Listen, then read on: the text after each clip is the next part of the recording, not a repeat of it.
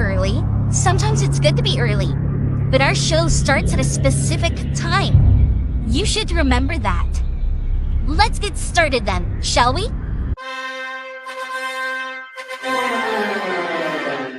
Dillon, I don't give a what you think about a co-host and freshen up my show. It might not be flashy, but sometimes you just got to toss another person to make a statement. My show's about the people's podcast. Everyone has a voice. I don't need a co-host. Go listen to one of the other 5,000 shows with a co-host because they don't have a mouth like the big guy. Opie, are you a career killer with Tim Sabian, yourself, and many others? Be myself. Never had real issues with those people. They just understood that I was a different bird. The rest of them, though, I'm like, oh, shut up. I'm paying your salary because the ratings are so good, so shut up. Right.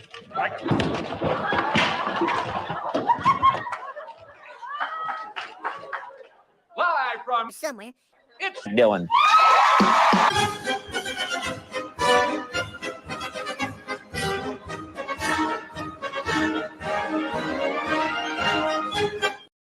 Good whatever to you, whenever you are listening to this episode of Co-Host Auditions. I am your co-host, Dillon. Our host today is Wendigoon, and we are going to be talking about the shortest war in history. And apparently, Joey C. has been talking about me. He was on the Shuli Network. Like a time bomb. He was upset about my episode of Co-Host Auditions, so looks like I won't be his co-host. But since it's on the Shuli Network, it's like a tree falling in the woods to me. I'm not going to see it. I was like, I'll check it out. I don't care. I don't want to watch that show anymore. Dr. Spaghetti Tooth John, as we found out, was a fan of Shuli from the Stern Show days. But yeah, I'm back to being indifferent.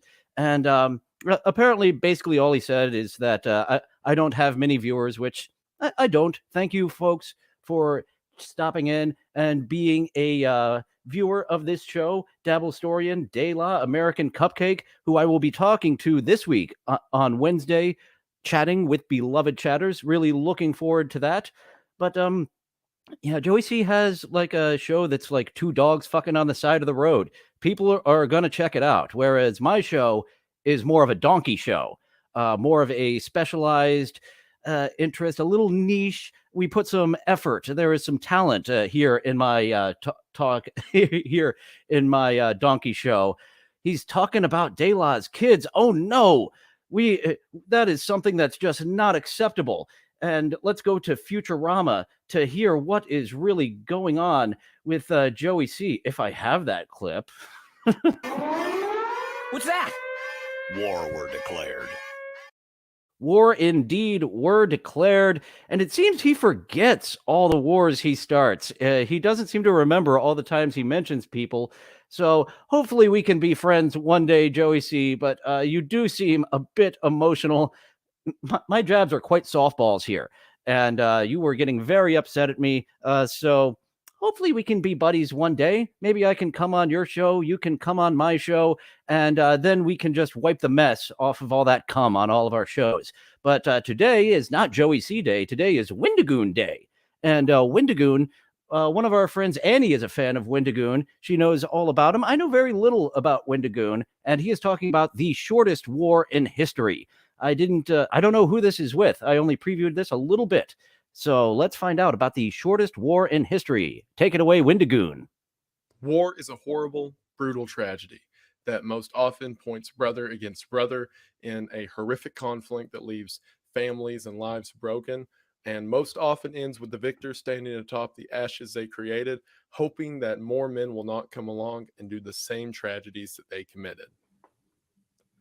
So now that I said that, I can make fun of it. A lot of people With the seriousness out of the way, let's make some jokes. underestimate like how And we do have Wendigoon wearing a nice Hawaiian shirt. Looks very Vice City. I used to be a Hawaiian shirt guy. This is the closest thing I have to a Hawaiian shirt. I need to buy a couple of Hawaiian shirts. many wars there's actually been in human history, the longest war of which being over 700 years and several wars being over 100 years in themselves. However, even fewer people seem to know about the shortest official war that ever happened in human history, which was 38 minutes long. And since I'm doing this weird, like, sort of history teacher stuff, I figured who better to tell you about a weird, wacky thing that people certainly died in than me. Like, trust me. There actually was a joke about that on Mad TV with an Artie Lang sketch. I believe David Herman, who went on to a lot of Futurama fame, Futurama work. Voice actors aren't very famous for the most part, except for John DiMaggio. And that was a fun little sketch where I'll have to go back. I kind of half remember that, of World War III lasting about 60 minutes in that Mad TV sketch. Trust me, this is a real thing that happened, and it was hilarious. This war, known as the Anglo-Zanzibar War, is so wild because of how short it was, how stupid the fighting was to begin with, and how gentlemanly the British acted during the whole ordeal. And while we're on the topic of gentlemen, what's one thing this sounds like a plug. You went away, you've got a different shirt. Let's go ahead and... hygienic. See, I was this so is a plug. thin, like a little. They put me as proof. Manscaped. But you will also be in actually August 27th. As always, thank you for watching. The Anglo-Zanzibar War occurred on August 27th of 1896. However, there's some background you need to know before we get into the actual events that happened in that half hour. See, Zanzibar Island, where this took place, is a rather small island off the coast of East Africa, which is today part of Zanzibar. Was also the name of Citizen Kane's mansion. Tanzania. See, in the 1800s, there was this thing Britain really liked to do with lesser developed countries, where they, just kind of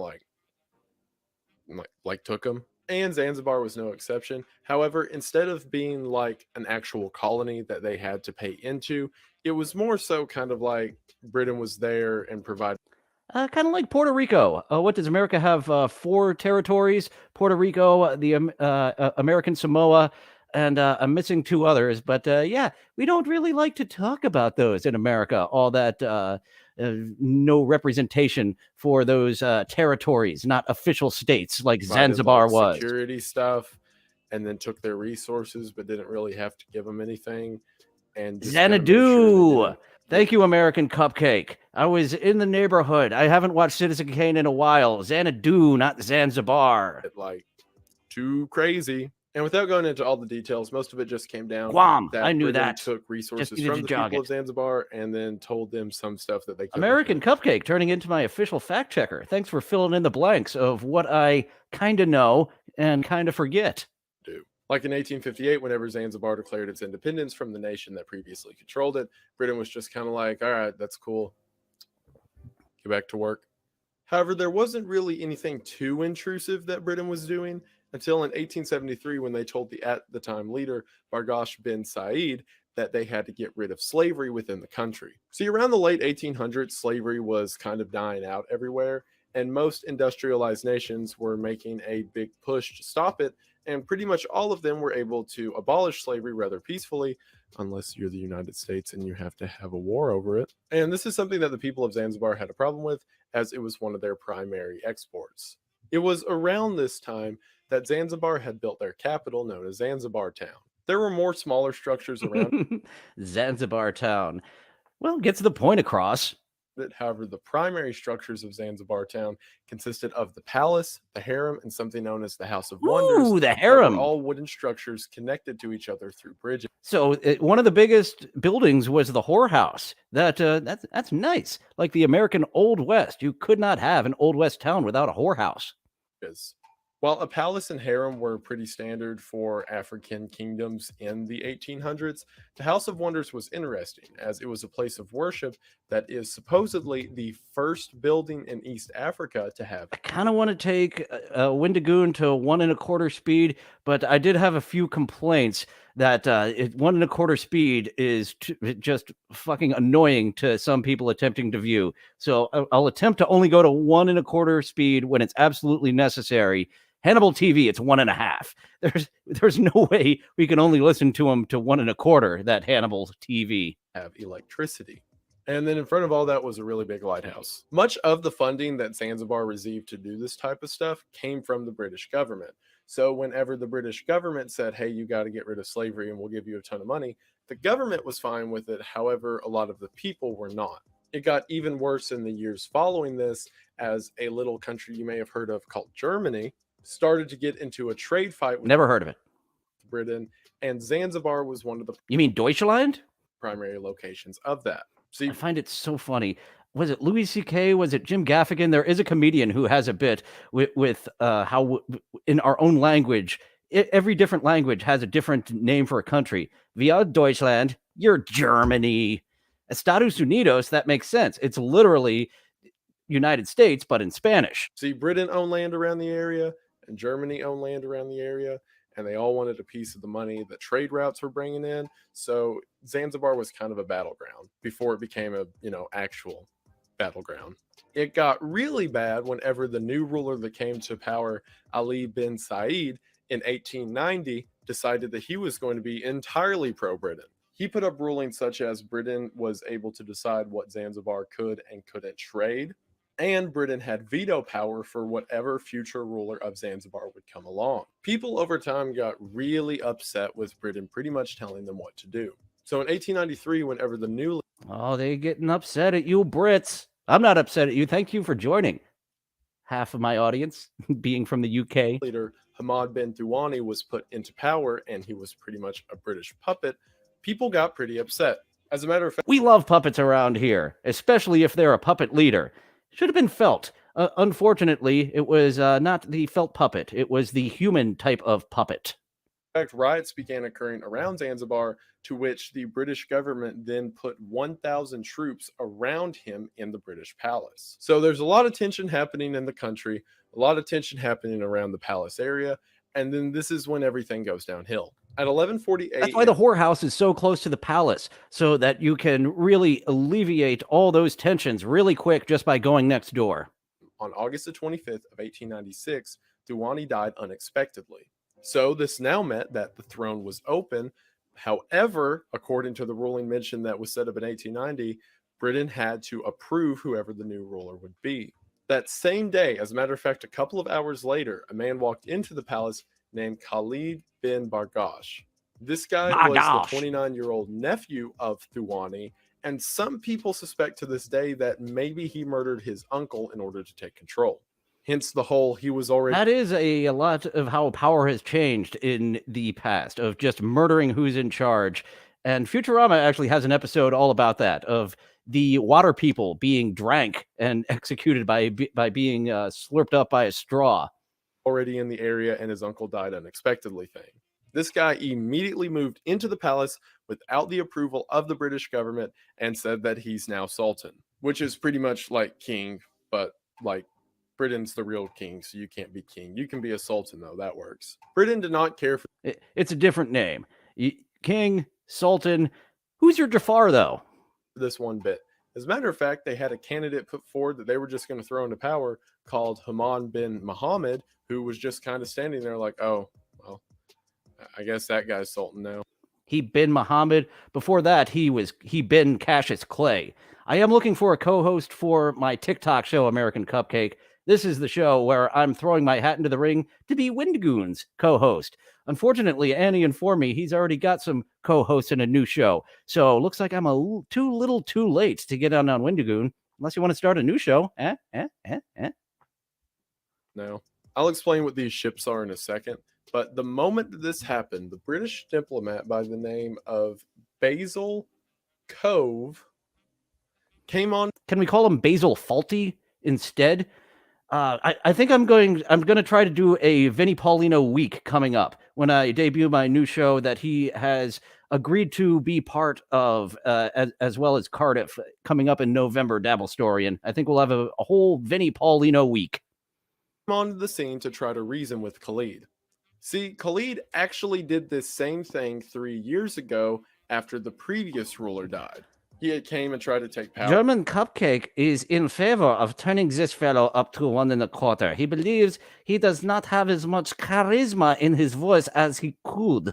Should we try the 1.25? Let's see if it's too much or if it's just fine. Power, and the British government told him that's a really bad Yeah. After we got used to this regular speed, 1.25 does sound too fast. That's why I do it at the beginning. idea. I wouldn't be trying that, to which Khalid backed off. So now Basil Cove, a diplomat, comes again and tries to tell Khalid that this is still a bad idea and he still shouldn't do it. His precise words was Khalid needs to think carefully in this emotional time. What was not immediately apparent to the British government, but became immediately apparent, was that Khalid did not come alone. Instead, he brought about 2,800. They came together. What a beautiful experience when you come together. Soldiers with him. Now, several of these, around 700, were Zanzibar troops in the area who were sympathetic for his cause. You know, the whole "we don't like Britain, let's get Britain out" kind of thing. Which, Britain, a little bit of British. Again, the fact that he showed up with all of these people leads to the belief that he probably killed his uncle.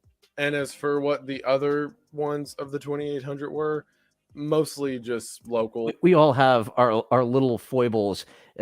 We find out exactly what those foibles are as you broadcast and people point them out. Who he gave guns and told to follow him. So, you know, that's cool.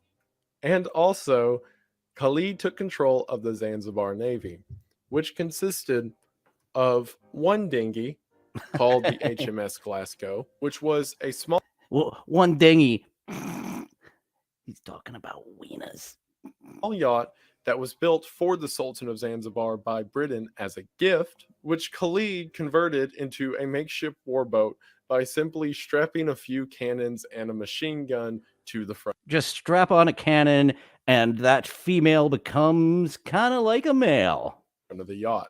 Britain, treating this as an act of war, as Khalid technically probably overthrew the Zanzibar government, had on their side about 900 loyal Zanzibar soldiers, or at least loyal to Britain, and about 150 British sailors. Exactly how many British swing and a miss. So pretty much what happens in the beginning is Basil Cove keeps trying to tell Khalid to stop. As a matter of fact, Khalid's in the palace. So I'm going to put a K right here so we know where that dude's at. To which Khalid keeps making things worse. I'm more interested in the whorehouse. At 2:30 p.m. the same day, and remember, Thuwani died like 3 hours ago, Khalid holds a burial for Thuwani in the royal gardens, and then 30 minutes later, crowns himself as Sultan of Zanzibar. Khalid, during this time, kept doing things like he tried to message the United States in order to get the United States to come help by going. And let's hear the message that the United States sent back to him. The number you have dialed has crashed into a planet. Please make a note of it. Let's see how accurate I was. I'm Sultan and Britain's going to shoot me. Oh no, help. To which the response from America is the Sultan is not recognized by Her Majesty's government. Yay, I was correct. Sorry about that. For we do not recognize you as a sultan. Sorry. Which is pretty much the equivalent of the United States going, America can't come to the phone right now. Get wrecked. And the message is right. I was 100% correct. Points. This number has crashed into a planet. Cannot come right now. Cove kept getting funnier. We can't come together like you and all your troops did in a beautiful bukkake display. It went from like, don't you go in that palace. Don't you crown yourself. And then he crowns himself and they're like, don't keep that crown on. I also just realized that his name is Basil Cave, not Cove. I can't wait for the comments to find out about that one. And Cave's messages about halfway through the video. You figured it out eventually exactly how to say his name. To the British were also equally as funny. Like, for example, he had all the flags on all the ships lowered to half mast as respect for Thuwani, who had just died. But along with that same message, he goes, also remember, the new sultan's not a real sultan. He doesn't count. Don't listen to him. If he tries to tell you something, it's a trick. Close your ears.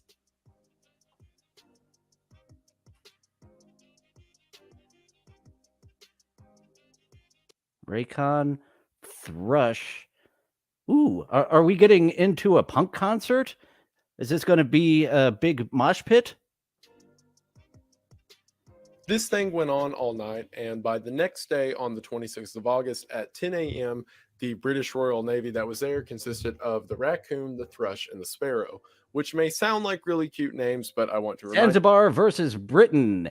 Round, 38 minutes. I don't think they made it to a second round. I don't think you can officially call a second round with only 30 minutes of a war being declared. you they looked like this. Also, to remind you through this entire thing, Zanzibar looked like this, and the British Empire looked like this. Are you starting to see why it was a 38-minute war?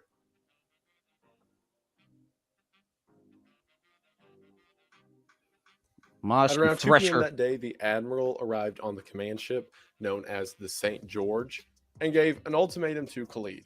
He said if Khalid was not out of the palace and his stupid fake sultan flag taken down by 9 a.m. He's got a little music bed underneath him. And German Cupcake did not like the cadence of his voice. That helps get it a little more active. Having a cadence that's a little bit monotone, shall we next say? day, they would use these three to absolutely decimate all of this. The exact words used by the Not the whorehouse.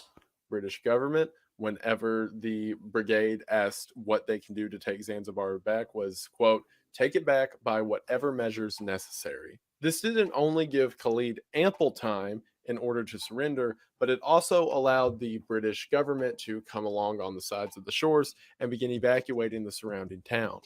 There were smaller boats around here conducting rescue operations like that.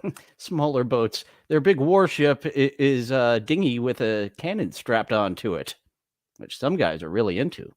But these are the big four, so they're the only ones I have drawn because I'm not an artist. The big four: ABC, NBC, CBS, Fox. CW still has not made it to the big five after all these years of combining the UPN and the WB. Poor CW. As you get it. Khalid was totally quiet until 8 a.m. the next day, and remember his deadline is 9 a.m.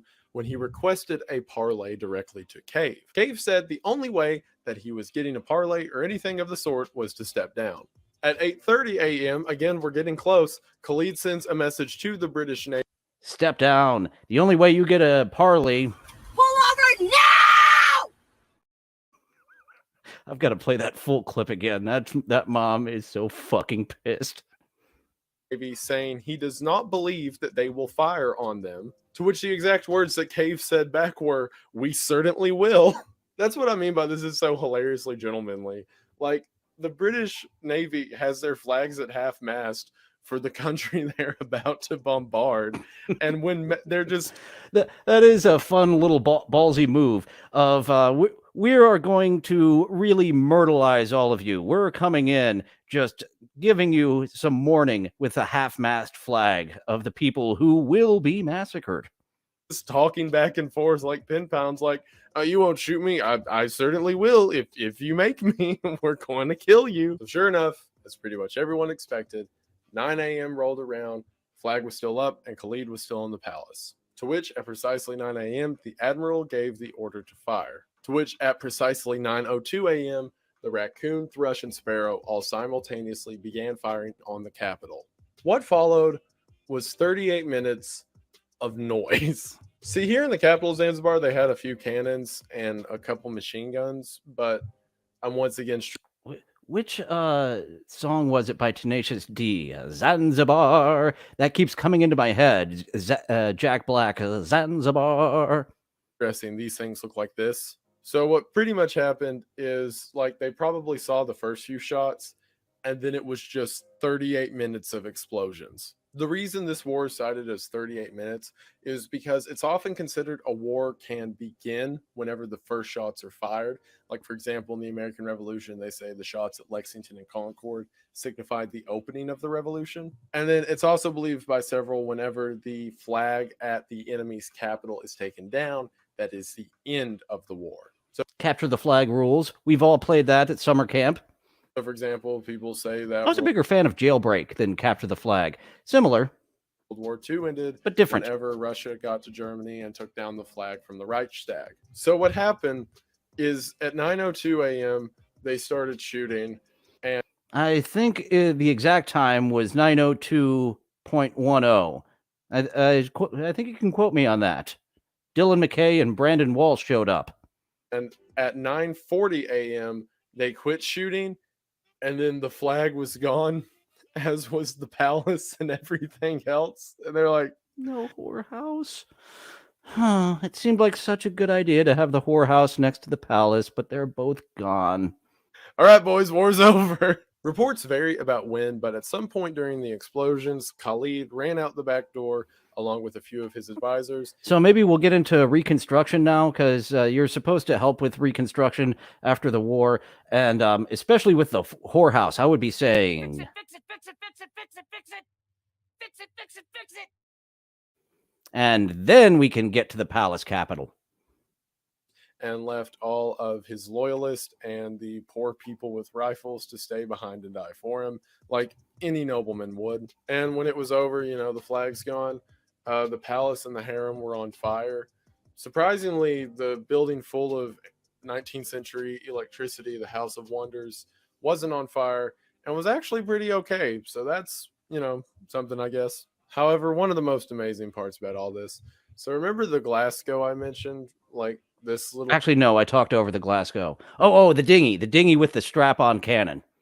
Dinghy that was a yacht with a cannon strapped to the front of it. Well, at 9:05 a.m., 3 minutes of these things going just full cyclic on the cannons, the Glasgow made a flanking maneuver around the back and tried to go straight for the St. George, which consisted. Fuck yeah, hit it from the back. Of Just like that was going on in the harem that was on fire. They were hitting it from the back. him screaming like a kamikaze, going straight for the battleship, firing a few rounds before the St. George immediately sank it and watched it go underwater. But because it was a shallow port, it just went a little bit underwater and the masts were still sticking up. So the crew of the St. George felt bad for them, got in their boats, drove over and pulled all of them in and rescued them. And they weren't even taken as like prisoners of war or anything. They were just sitting on the St. George. You scrappy little war criminals, you come here. Let us brush off the dirt and all the soot from the cannon that you just fired into our ship and kind of sunk it, kind of didn't sink it. Come on board our half-sunk ship. It's in better shape than your strap-on. Looking at him and they're like, we should probably do something. Also, to be even cuter about it, as the Glasgow was going underwater, they hoisted the British flag as a way to say, like, no, okay, we changed teams. There was also a small ground unit that the British had sent onto shore that arrived at the palace at 9:45, and no one shot back at them, no one attacked them, because, again, everyone was either running, on fire, or dead. So they kind of got their. And some of the people in the whorehouse were physically on fire. Some figuratively were on fire. So hopefully we will get that worked out when we build back better the whorehouse. To the palace, and they're like, oh, I guess we won. That's neat. So technically, the longest that this war could possibly be is 45 minutes. Because if you consider the call to fire at 9 a.m. to be the opening, and the ending whenever the soldiers got to the capital and were like, all right, it's ours now, that's 9 to 9:45, so 45 minutes. Whereas if you say that the actual shots fired and the flag going down, which was 9:02 to 9:40, 38 minutes is the actual war, then that you've got like 7 minutes of difference. I like the 38-minute one because it's funnier by at least 7 minutes. And it's just so exact. 45 minutes sounds like you're rounding. 38 minutes is so exact. So I agree with you. That's a funnier time. All in all, during the 38 minutes, the British government had fired 500 shells, 4,100 machine gun rounds, and 1,000 rifle rounds. So what happened to all those people who were in the whorehouse when it got bombarded by all those explosives? Computer sentences them to death by snoo. Yeah! It's not a bad way to die, being exploded to death while you're exploding in a lady. Zanzibar suffered roughly 500 casualties and it's believed the majority of them came from the two biggest buildings being on fire. Whereas Britain suffered one casualty, which was a petty officer on the Thrush who, during the fire, injured himself somehow. The only casualty that Zanzibar got was by one officer's foolishness.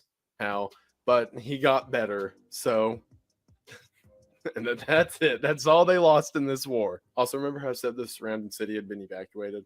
Well, there were several looters who were, using the evacuation time as a chance to steal stuff, and 20 of them got killed in the bombardment as well. So technically 520 Zanzibars, or Zanzibar. The country doesn't exist anymore. I don't know what they're called. The people of Zanzibar. That sounds good. So Zanzibaris. Looks like that post-production. Soon as the British government got to shore, their immediate goal was to put out the fires here, which took a couple hours. Billy Joel, help us. Well, he can't help us because the world's always been burning since it's been turning. Meaning that the fires lasted longer than the war itself. Pretty much the aftermath of this was Khalid got away to the Germanic East Africa, and Germany and Britain, weren't the best of friends during this time. So Germany said that they would give Khalid asylum from Britain. That's good to know. And even though that Zanzibar really put it into motion, you heard Britain were the ones to fire first. So Zanzibar can say this. They drew first blood, not me. They drew first blood. Didn't work out as well as Rambo overtaking that town, though. And then in 1916, during World War I, whenever Britain was on its campaign through Africa, they actually found Khalid by some chance, to which they brought him back, tried him, and punished him to exile on St. Helena, which, fun fact, is the same island that Napoleon was exiled to. Ooh, Exile Island. Is that a nice island? I know very little of St. Helena. I would imagine it should be a shitty island if you're going to exile someone there. So, the more you know.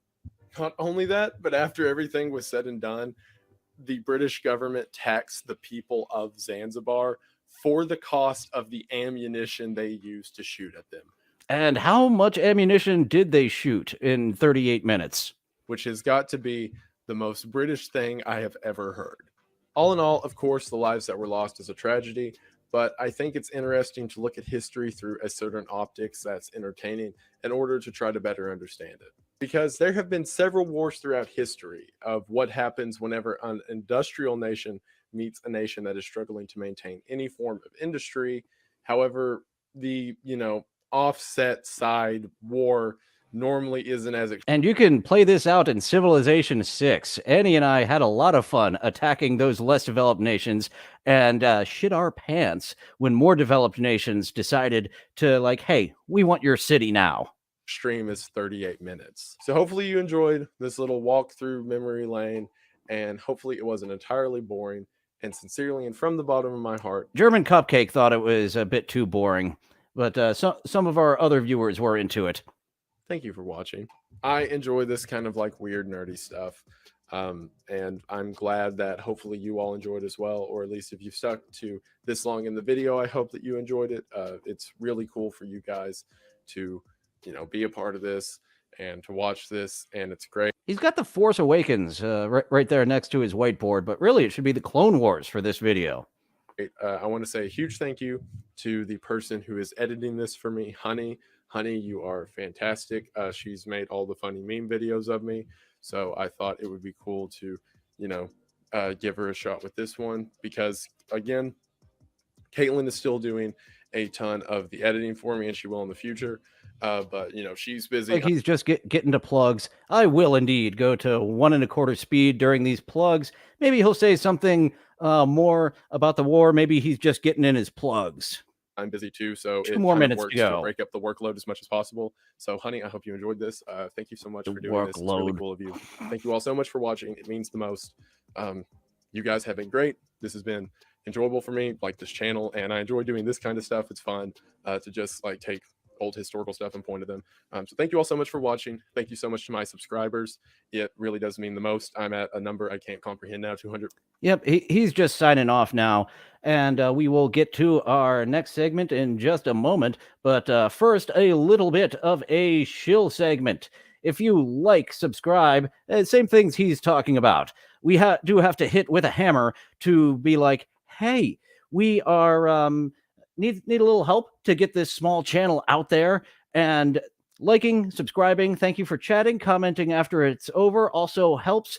And I do have some people who help behind the scenes who have something to plug as well before we get to our TikToks. Someone in the waiting room, let me go to this one, and then that should bring them right up. Hello, Dabble Storian. You and Dayla have some stuff to plug today, don't you?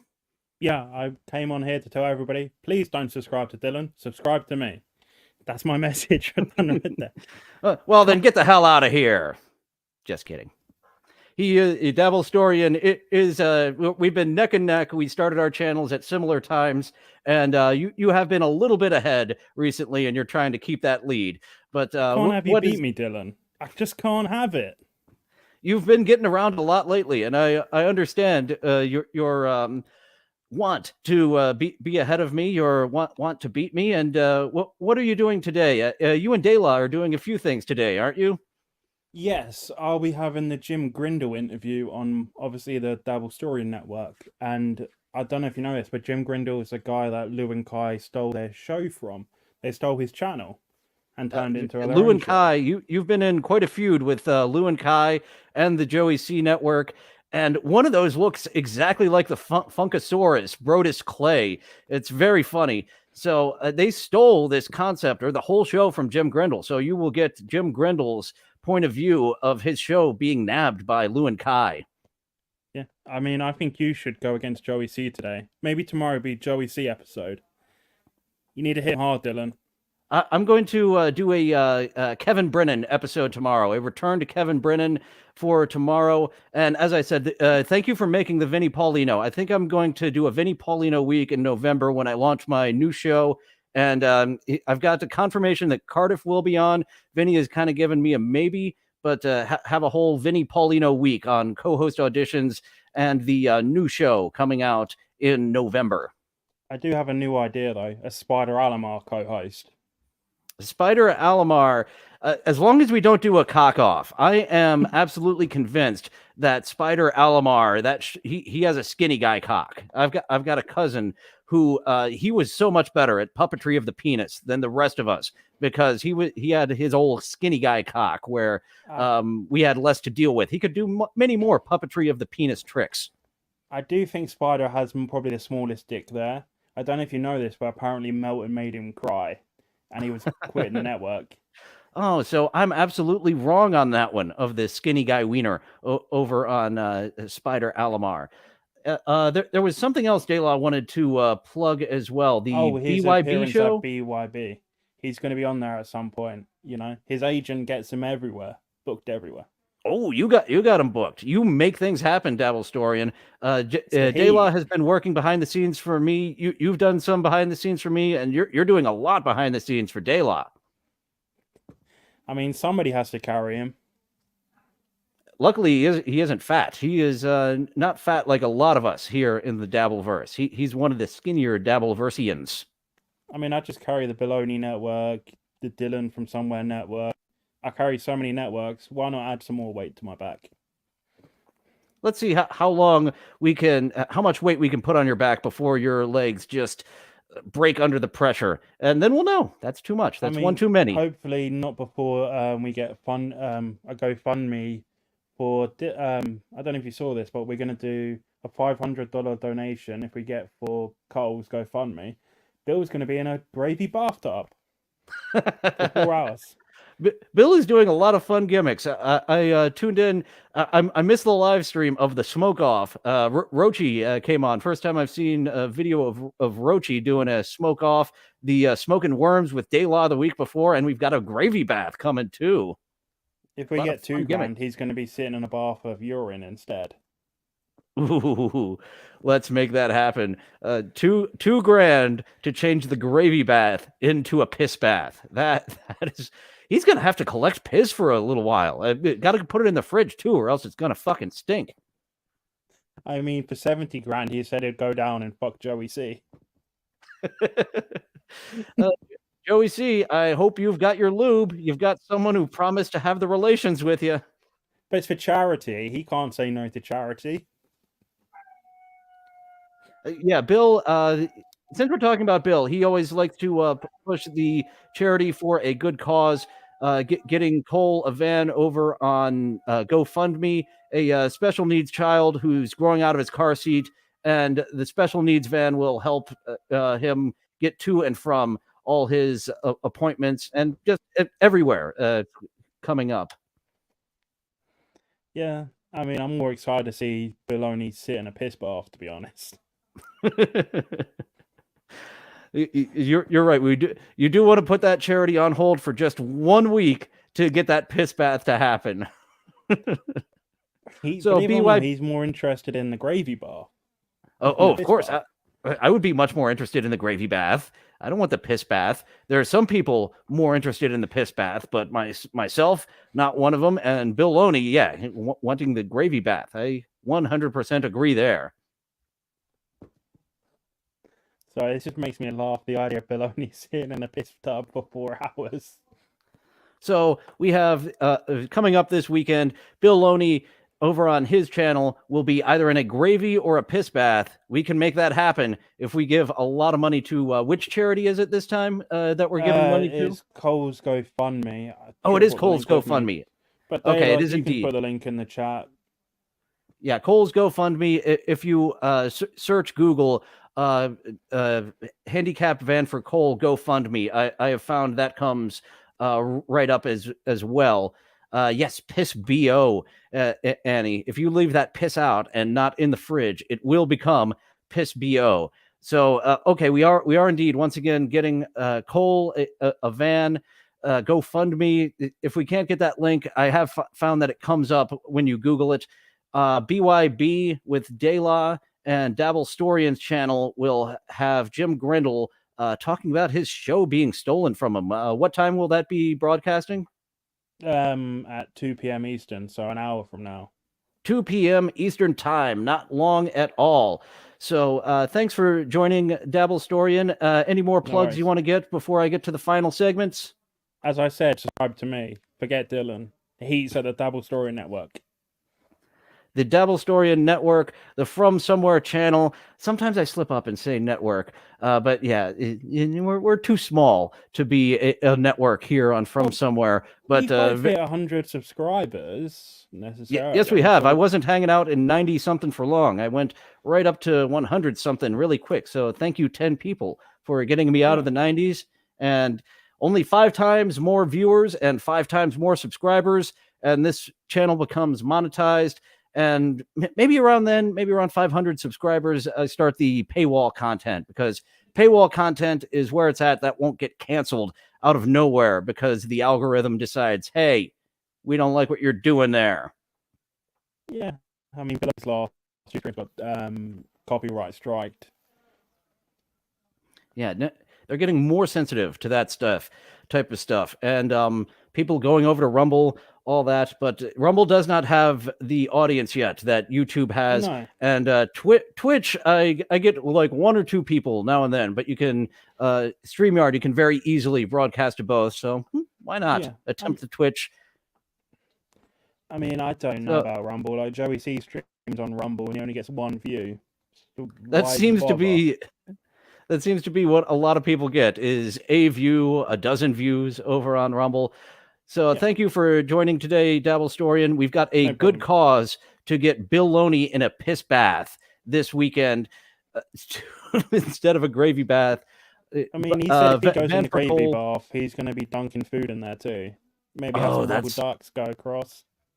That's phenomenal. Oh, and the rubber ducks, he could like squeeze them and get gravy inside them. And so the gravy bath. We're talking about maybe doing like a telethon, like a Jerry Lewis telethon in the bath.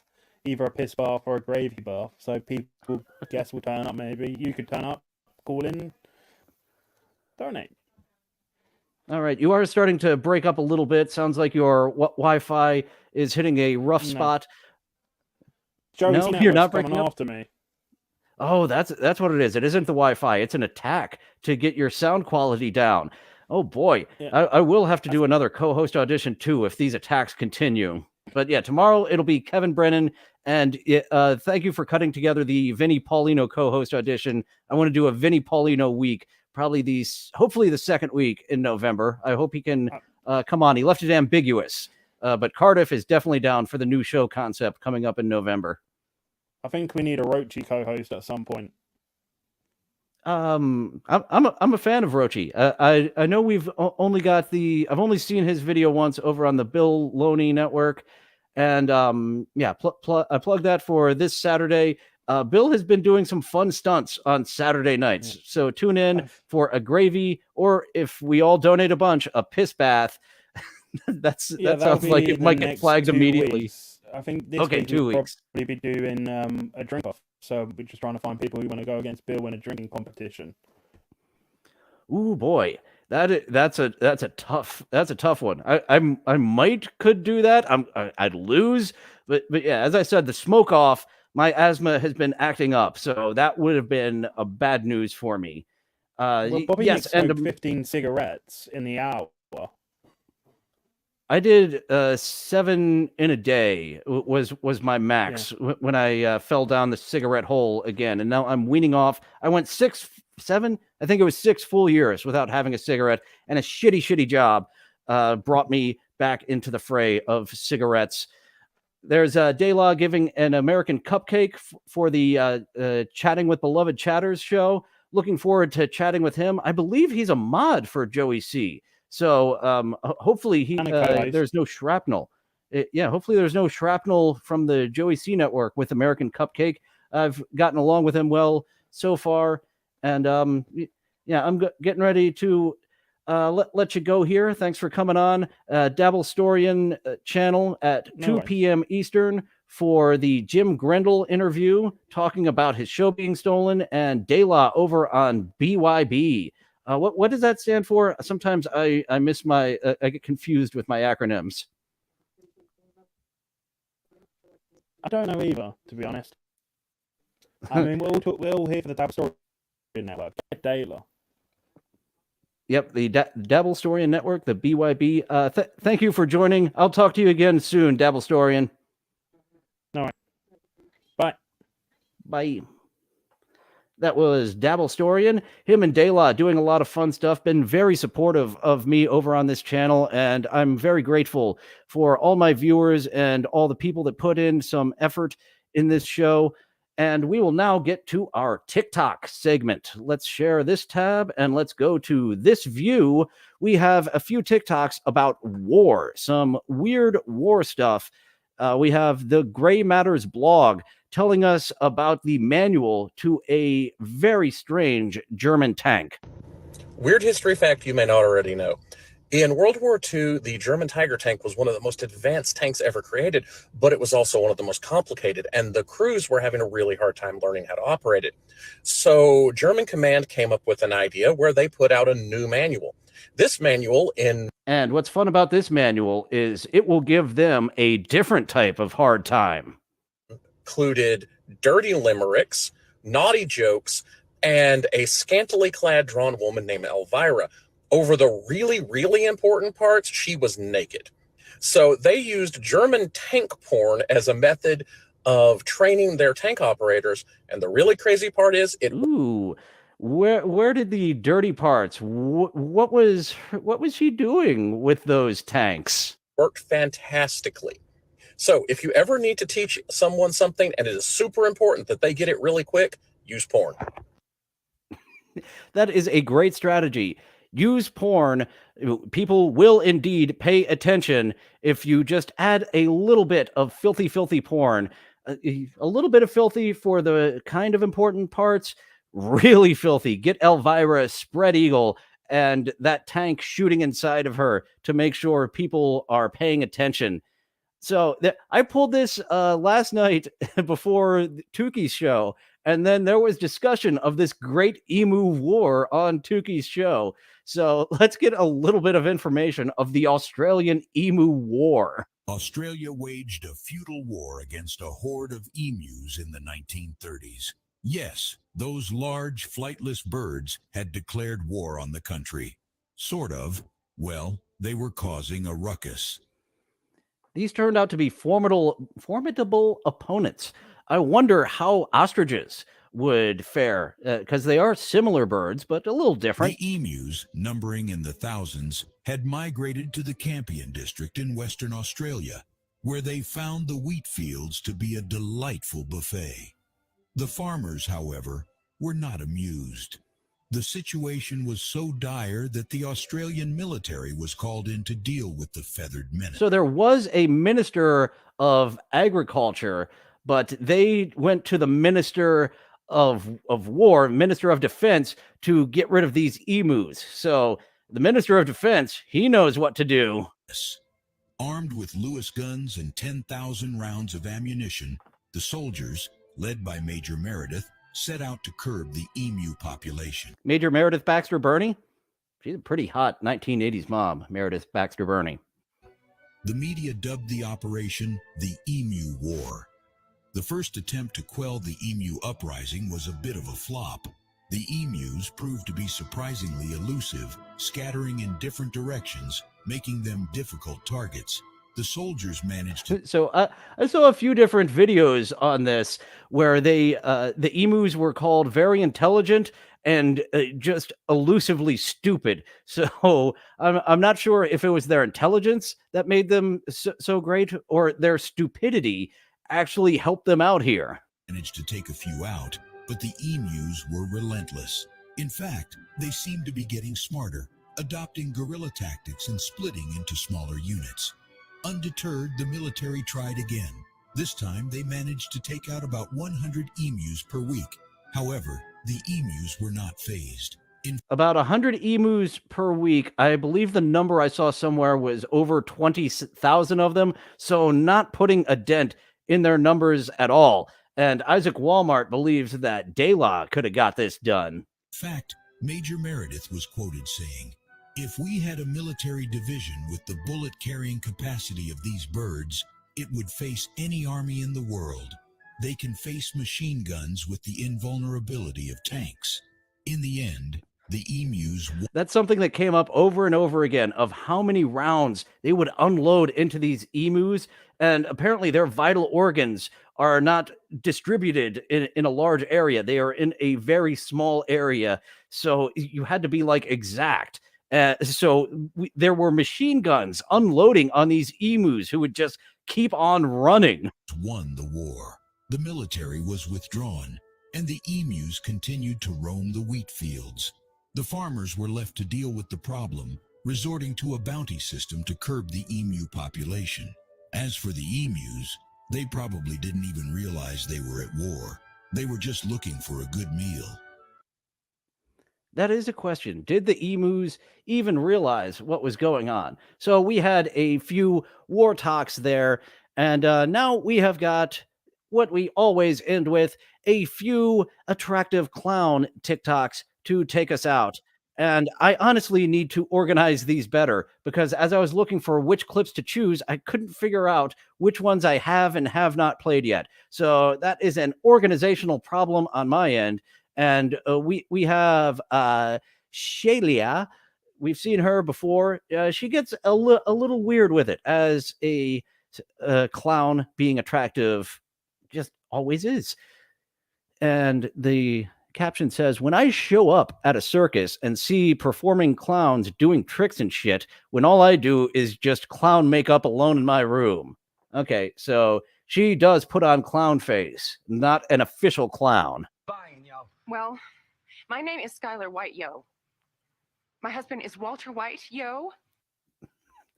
A good description of attempting to fit in with those clowns. We've got one more from Shalia, and then a curvy clown showing off a little bit of skin, and then we will get on out of here.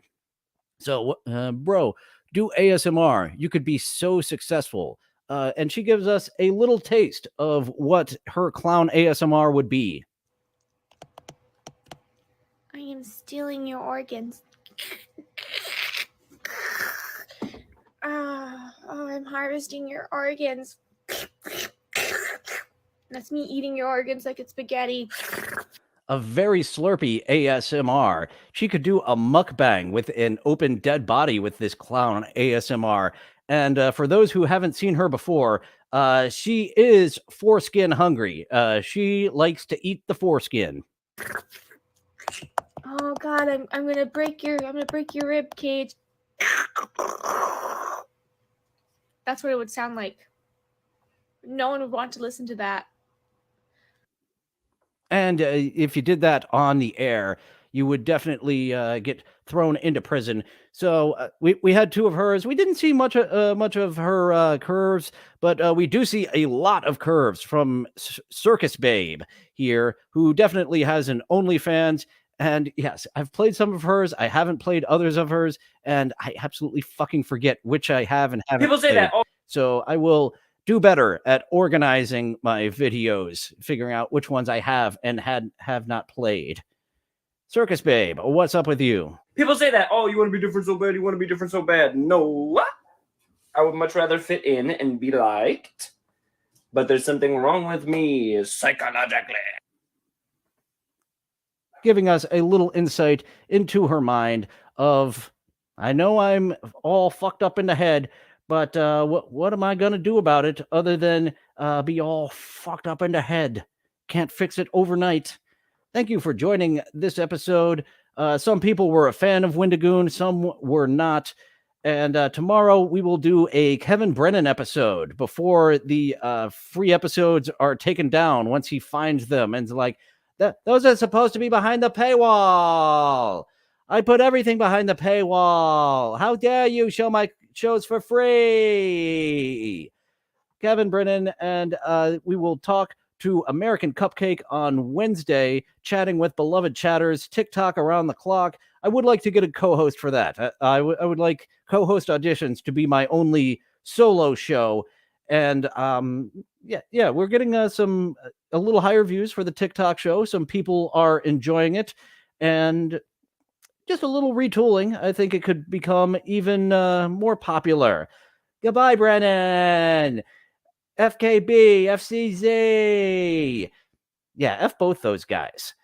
So we are going to check out Kevin Brennan tomorrow and see if he has... the last show was indeed a super chat reading show, as people often accuse him of. We'll see if that happens again this time around on Kevin Brennan #2 on co-host auditions. Thank you all so much for joining. Be sure to check out what Dabblestorian and Daylaw are doing with Jim Grindle at 2 p.m. Eastern today. Bill Loney, sounded like 2 weeks, will be the Bath.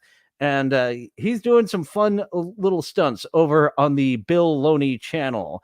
That is all for today. Thank you all so much for joining. And now feel free to go away. Well, it looks like that's all the time we have for today. Thank you for going on this adventure with me. It's fun being with friends. I'll see you next time. Bye now. Bye-bye. Bye-bye now. Bye-bye. Bye-bye now. Bye-bye. Places all join hands, circle left. Now circle right and listen to me. LS, MFT. Elementary corners like swinging on a gate. To right to your honey with the right to left date. Grand right and left around you go. Lucky strike means fine tobacco. Meet your honey and give her a whirl. All swing around with the little girls. Smoke 'em, then you'll see. LS, MFT. Promenade and don't you fall. Promenade around the hall. Lucky strike is first again with tobacco men. Promenade straight down the pike. It's time right now for a lucky strike.